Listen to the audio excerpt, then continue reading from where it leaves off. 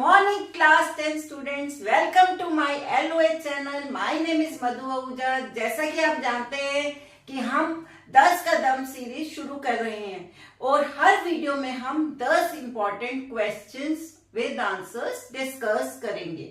Okay, so I am very excited about this. Are you? Yes. Okay, let's start with 10 Kadam series part 1. Let's start from chapter number 1. Okay, our first question is, what happens when quicklime is dipped in water? जब quicklime को water में dip किया जाएगा तो क्या होगा? Write equation involved.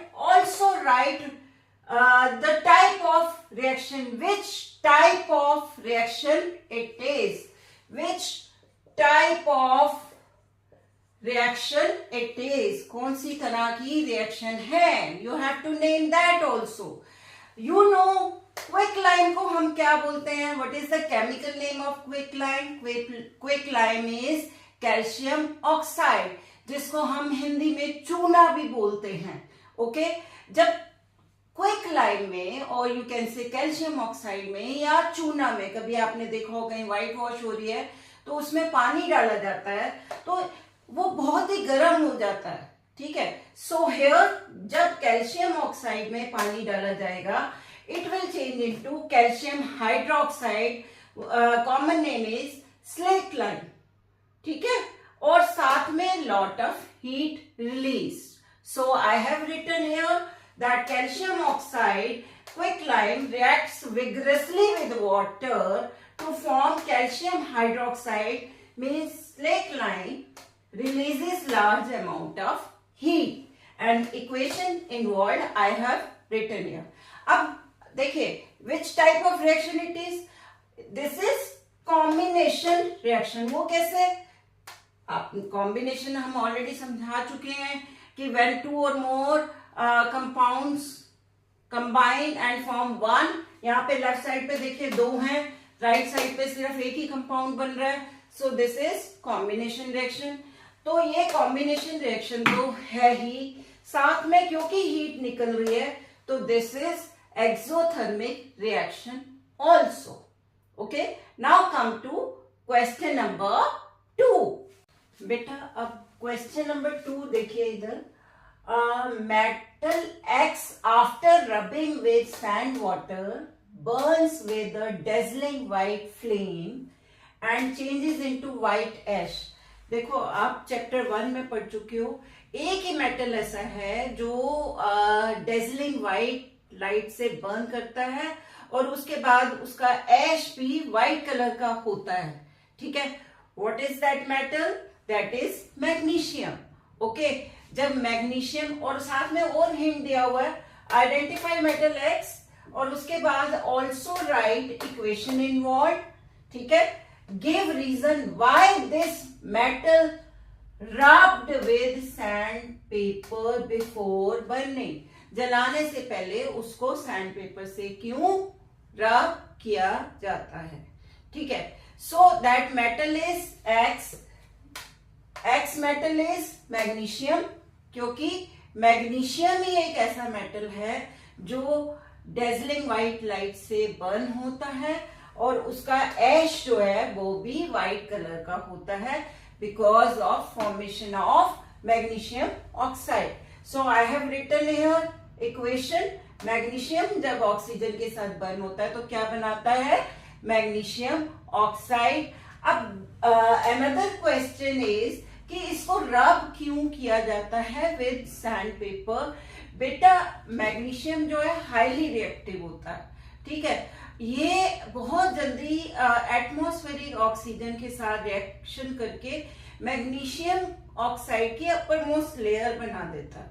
ठीक है, तो उस लेयर को हटाने के लिए सो दैट आपको बिल्कुल प्योर मैग्नीशियम मिले, उसके लिए हम उसको रब करते हैं. So I have written magnesium is a highly reactive metal.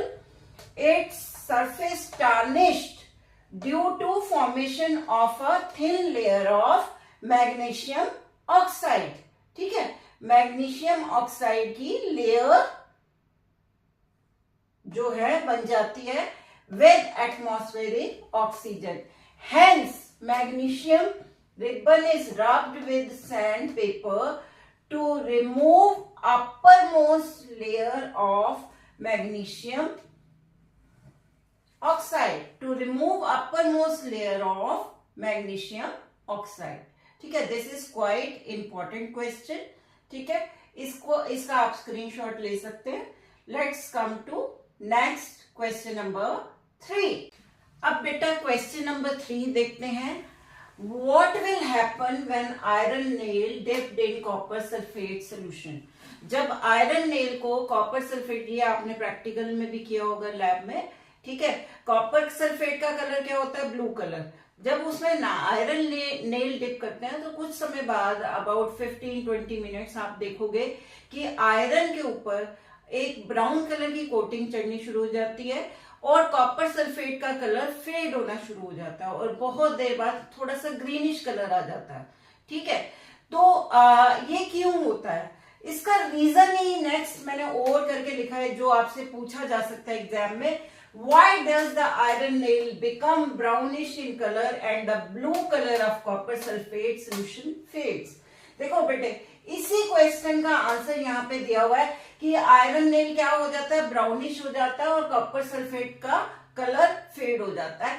Along with this, इसी क्वेश्चन का आंसर ये भी लिखोगे साथ में कि you will explain why। ठीक है, क्यों हो रहा है ऐसे? देखो, because iron has displaced copper from the copper sulfate solution. You know this is a displacement reaction। जब आयरन कॉपर सल्फेट के साथ रिएक्शन करेगा Fe plus SCuSO4, you know Fe is highly reactive than copper। Reactivity series में देखिए ये Fe copper के ऊपर आता है, इसलिए आराम से इसको हटा देगा, डिस्प्लेस कर देगा। डिस्प्लेसमेंट रिएक्शन क्या होती है कि इसको हटाएगा और इसकी जगह ले लेगा।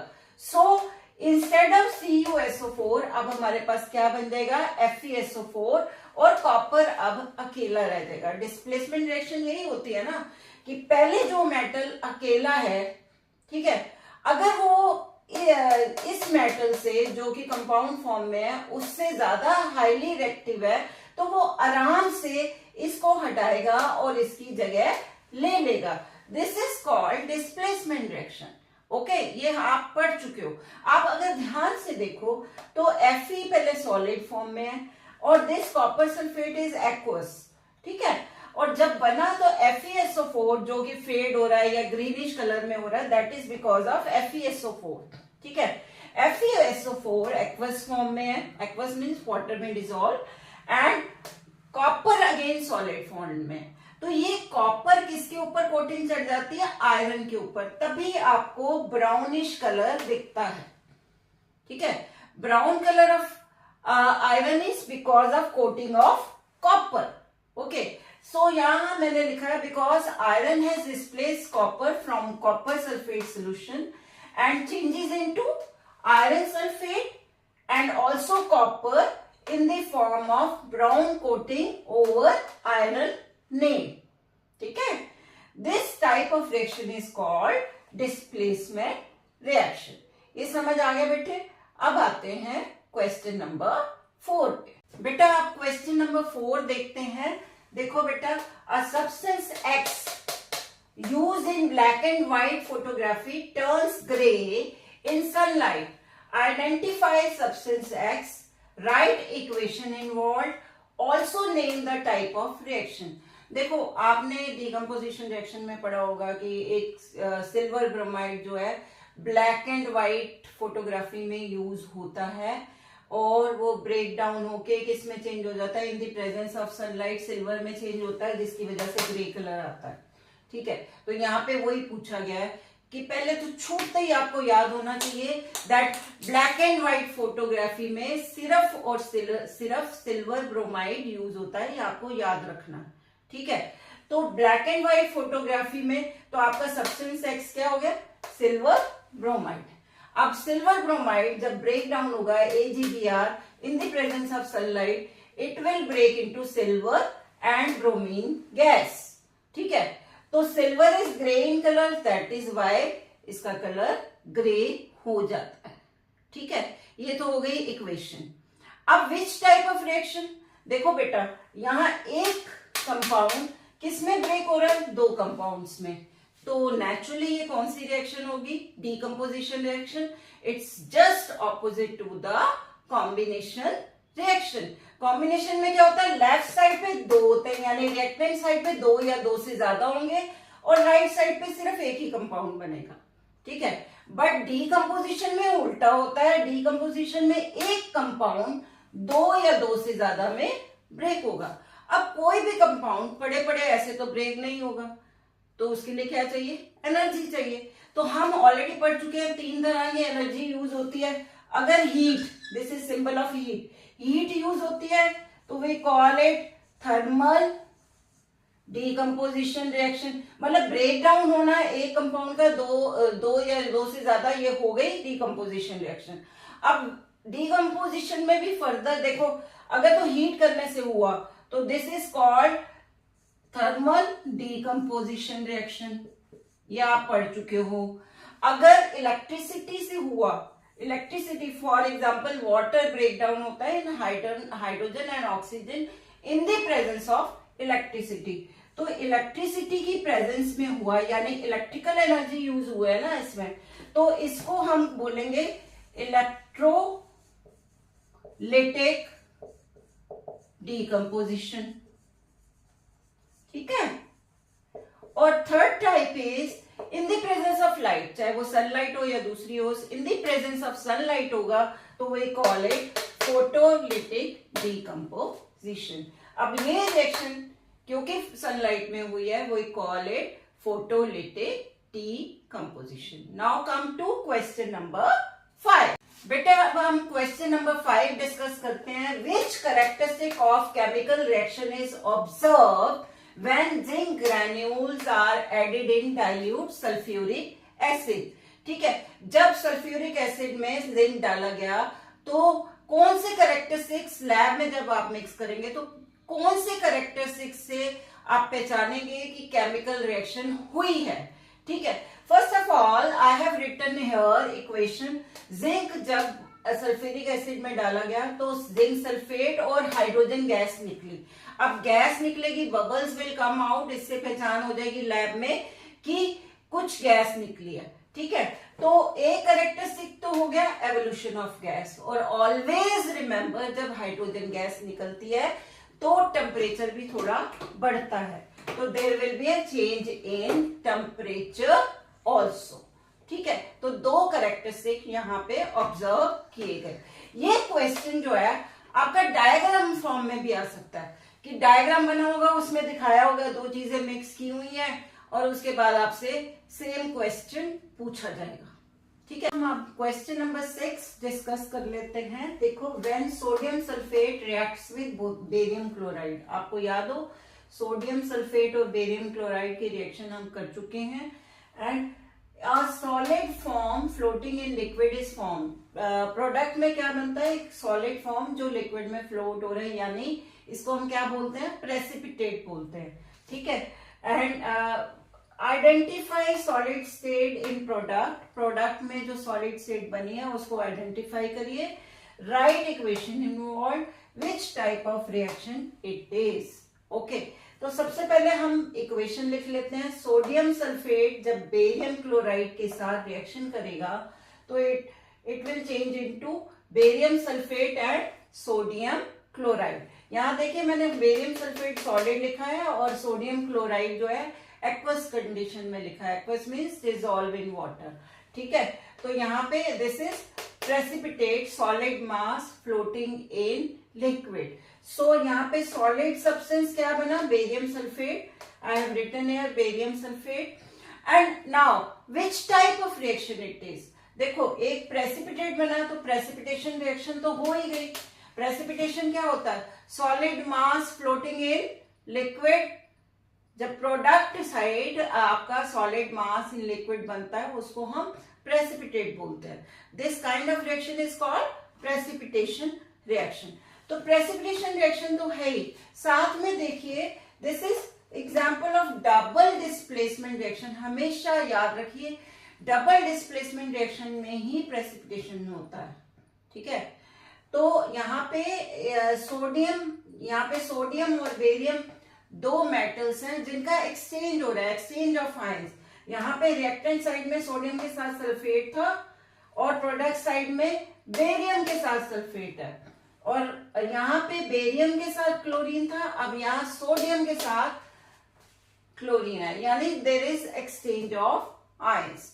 तो this kind of reaction is called double displacement reaction. I have written here double displacement reaction. Okay, now discuss question number 7. Question number 7 discuss कर लेते हैं. What is the color of solution observed after 30 minutes of placing zinc to copper sulfate solution?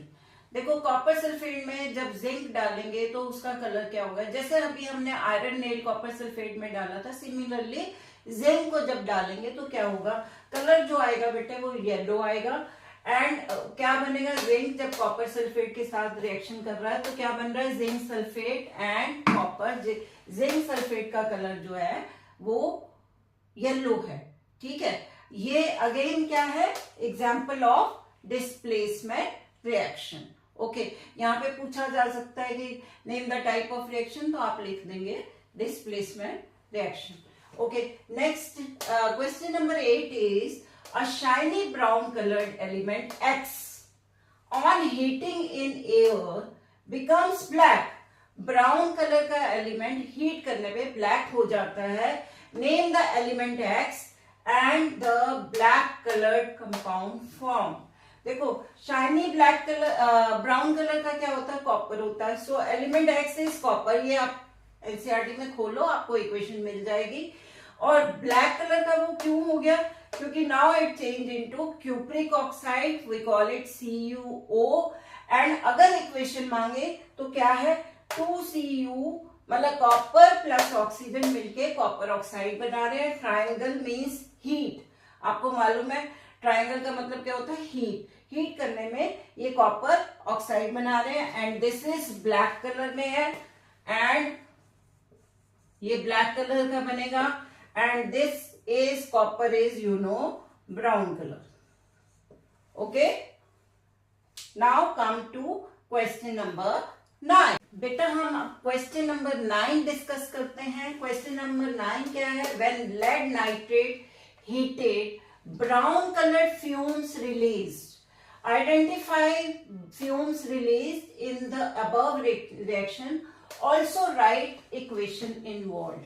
बेटे सबसे पहले आप देखिए, जब भी ब्राउन कलर के फ्यूम्स हैं that is because of NO2 gas, nitrogen dioxide gas, वो ब्राउन कलर की होती हैं। और यहाँ पे क्या बोला गया कि जब लेड नाइट्रेट को हीट किया जाएगा, I have written here equation, lead nitrate heat करने पे it changes into lead oxide, nitrogen dioxide and oxygen.